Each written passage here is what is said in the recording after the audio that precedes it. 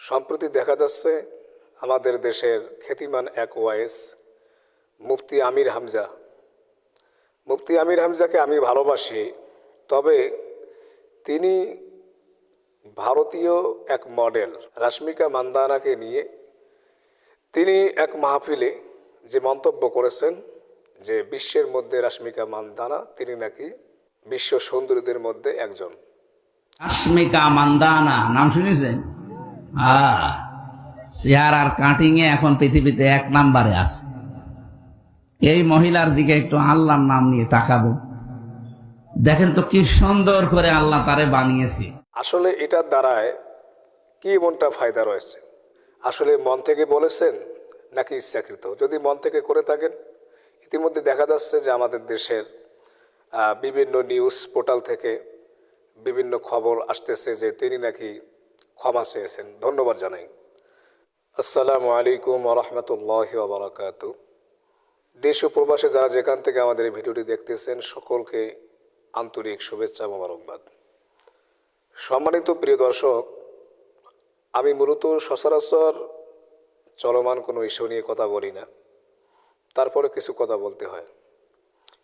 আমাদের দেশে যারা ইসলামী আলোচক রয়েছেন, আন্তর্জাতিক মানের যারা বক্তা আছেন, ওয়াইদ আছেন এবং দায়ী ইলাল্লাহ যারা আছেন, তাদেরকে তাদের জবান সংযত রাখা এটা অতীব জরুরি এবং প্রয়োজন।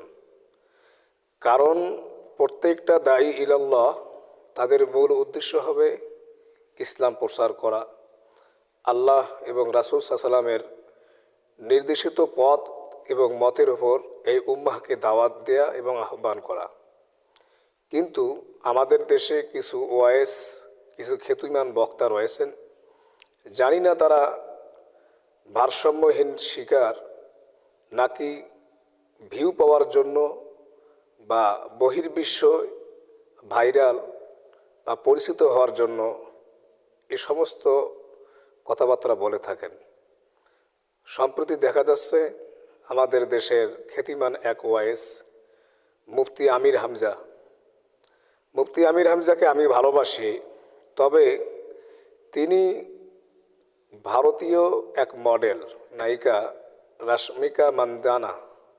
রাশমিকা মান্দানাকে নিয়ে তিনি এক মাহফিলে যে মন্তব্য করেছেন যে বিশ্বের মধ্যে রাশমিকা মান্দানা তিনি নাকি বিশ্ব সুন্দরীদের মধ্যে একজন।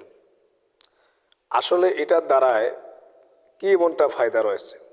তিনি বলছেন যে আল্লাহ তাআলা হজরত হাওয়া আলাইহিস সালাম, হজরত জুলাইখাকে সৌন্দর্য এবং হজরত ইউসুফ আলাইহিস সালামকে সৌন্দর্য দান করেছিলেন। সৌন্দর্যর বয়ান করতে গিয়া জানি না স্লিপ অফ টান বা দীর্ঘ 1.5-2 ঘন্টা আলোচনায় এই বিষয়টি তিনি আসলে মন থেকে বলেছেন নাকি ইচ্ছাকৃত? যদি মন থেকে করে থাকেন, ইতিমধ্যে দেখা যাচ্ছে যে আমাদের দেশের বিভিন্ন নিউজ পোর্টাল থেকে বিভিন্ন খবর আসতেছে যে তিনি নাকি ক্ষমা চেয়েছেন। ধন্যবাদ জানাই। তবে আমি আশা করি এবং আমাদের দেশের যারা ইসলামী স্কলার রয়েছেন, যারা আন্তর্জাতিক খ্যাতিমানের বক্তা রয়েছেন, তারা যেন কোনো মুশরিক এবং উলঙ্গ নগ্ন কোনো নায়ক নায়িকা তাদের ব্যাপারে বিশেষ করে ওয়াজের মঞ্চে এরকম উম্মতের এই যুবকদেরকে, বিশেষ করে মুসলিম যুবকদেরকে যেন আসক্ত না করেন। আমি আপনাদের কাছে বিশেষভাবে বিনীত অনুরোধ করতেছি, ওয়াজের ময়দানটাকে আপনারা যাত্রা প্যান্ডেল তৈরি করবেন না। ওয়াজের ময়দানটাকে আপনারা, এটা হলো আত্মশুদ্ধির ময়দান। ইখলাস এবং খুলুসিয়াতের সাথে আপনারা কাজ করেন। আপনারা আল্লাহ রাব্বুল আলামিনের রেজামন্দি, আল্লাহ তাআলার রাজি খুশি উদ্দেশ্যে আপনারা কথা বলেন, তাহলে দুনিয়া এবং আখিরাতে আপনারা সম্মানিত হবেন।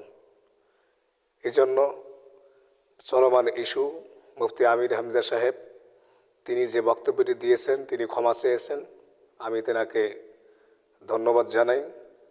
এবং যারা ইসলামী আলোচক রয়েছেন, আপনারা এই জবানকে আপনারা সংযত করবেন, জবানকে কন্ট্রোল করবেন, যেন আপনাদের দ্বারায় এই উম্মতের যুবক নারী এবং পুরুষ তারা যেন ভালো কিছু উপদেশ তারা গ্রহণ করতে পারে, তারা যেন তাদের বাস্তব জীবনে তারা যেন হৃদায়তের রাস্তায় আসতে পারে, তারা যেন ন্যাক কাজে উদ্বুদ্ধ হতে পারে।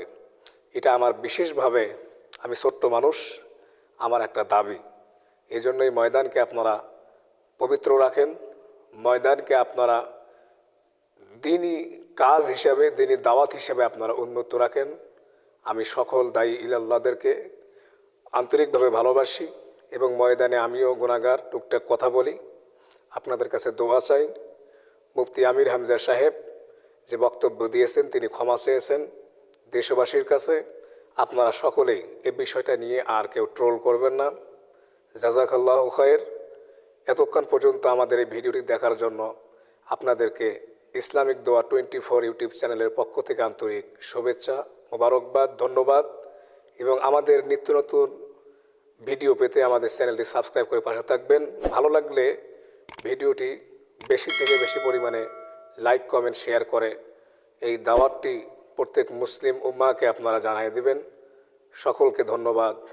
আসসালামু আলাইকুম ওয়া রাহমাতুল্লাহি ওয়া বারাকাতুহু।